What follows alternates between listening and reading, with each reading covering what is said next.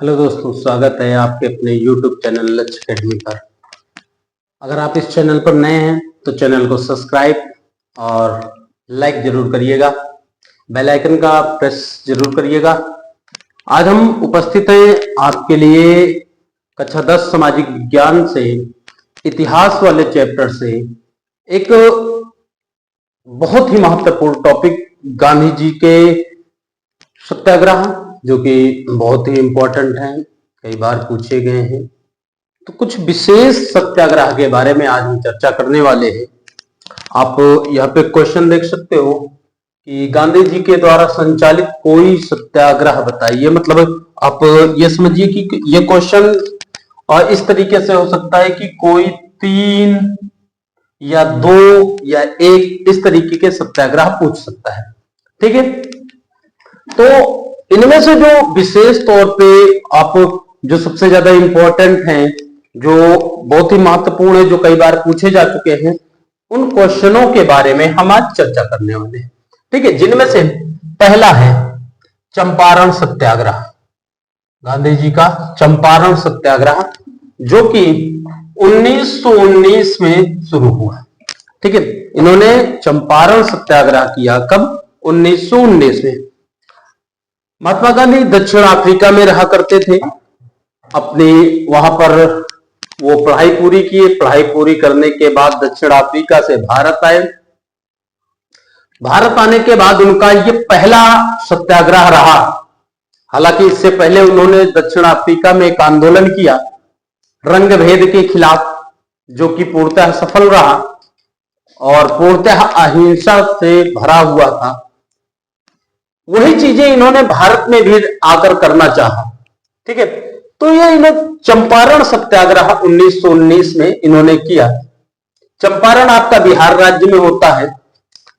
बिहार में किसानों के नील की खेती के लिए यह सत्याग्रह इन्होंने किया। हालांकि चंपारण के किसानों के बारे में इन्होंने पहले से ही सुन रखा था।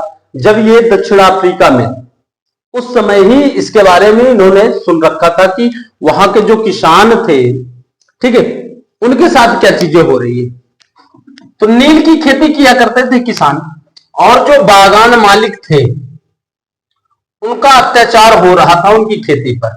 किसानों को अपना उपज बेचने के लिए जमींदारों को निश्चित रेट पर ही बेचना होता था, यानी कुछ अलग रेट लगाकर वो नहीं बेच सकते थे। ठीक है, किसान जमींदारों द्वारा निश्चित दरों पर बेचना यह महत्वपूर्ण बिंदु रहा। 1919 में महात्मा गांधी डॉक्टर राजेंद्र प्रसाद जेपी कृपलानी के साथ चंपारण पहुंचे।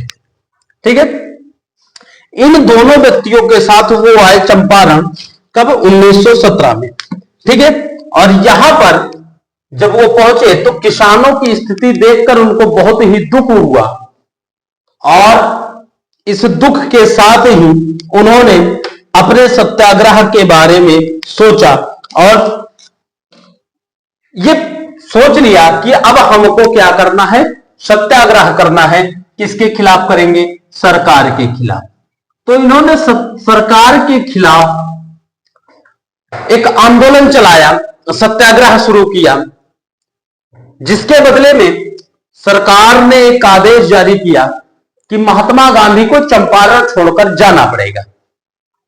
हालांकि महात्मा गांधी ने इस आदेश की अवहेलना करते हुए अपना कार्य जारी रखा और सरकार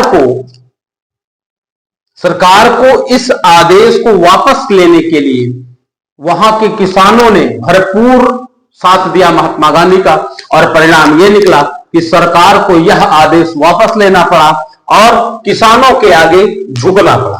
ठीक है, तो इस तरीके से महात्मा गांधी के द्वारा किया गया पहला प्रयोग भारत में, यानी कि 1919 में जो प्रयोग किया गया वो पूर्णतः सफल रहा।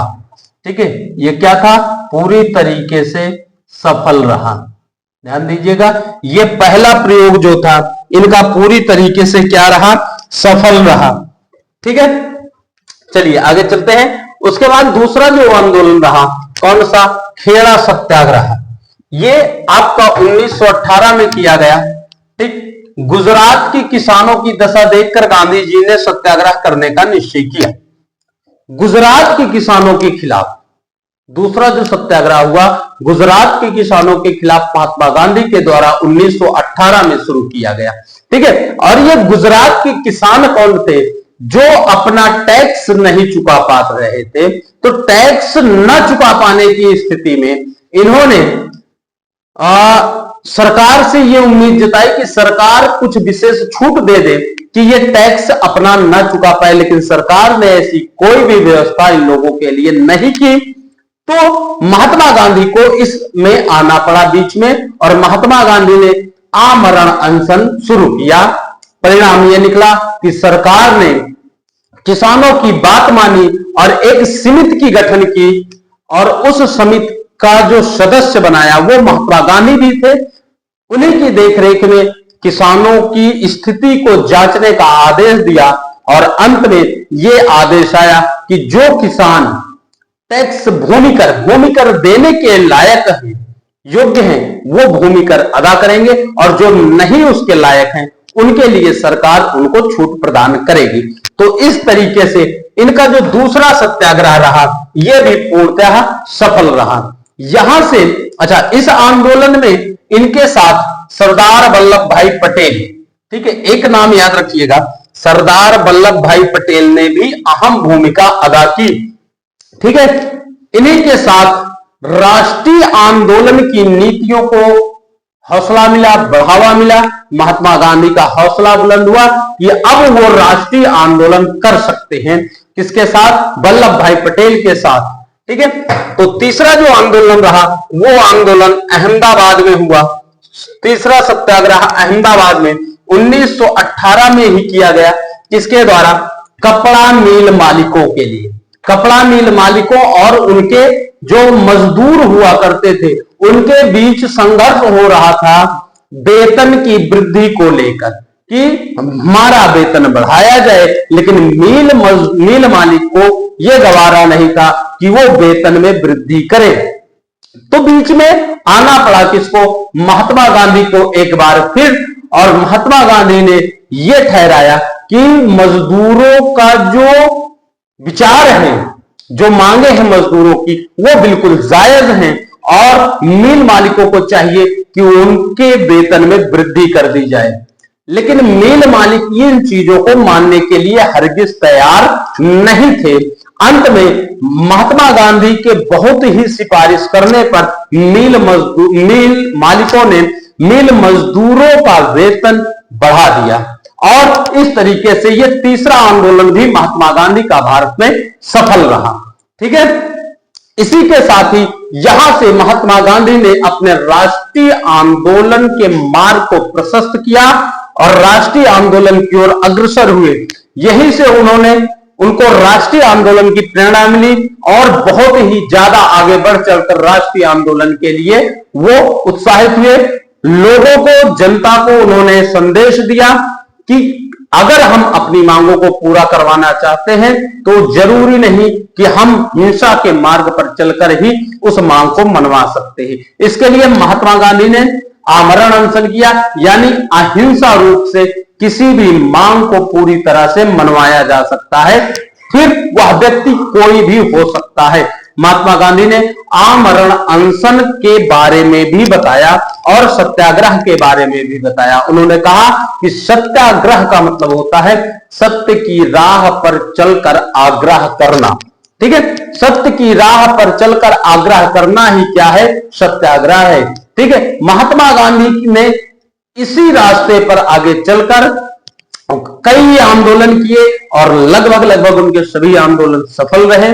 ठीक है, तो आज हमने जो सीखा कि महात्मा जी गांधी जी के द्वारा कोई 3 सत्याग्रह, तो अगर आपके पेपर में क्वेश्चन आता है तो चंपारण सत्याग्रह, खेड़ा का सत्याग्रह और अहमदाबाद का सत्याग्रह, ये 3 महत्वपूर्ण सत्याग्रह महात्मा गांधी के द्वारा किए गए थे। ठीक है, ये वीडियो आपको कैसा लगा जरूर बताइएगा, और अगर अच्छा लगा है तो सब्सक्राइब करिएगा चैनल को, अगर नए हैं तब लाइक तो करना ही है आपको। ठीक है, जितना ज्यादा हो सके इस वीडियो को शेयर करिएगा। और अगले दिन हम एक इसी बेहतरीन वीडियो के साथ ही मिलते हैं, इसी तरीके से एक नए टॉपिक के साथ जो आपके बोर्ड पेपर के लिए बहुत ही इंपॉर्टेंट हो, बहुत ही महत्वपूर्ण है। तब तक के लिए जय हिंद, वंदे मातरम।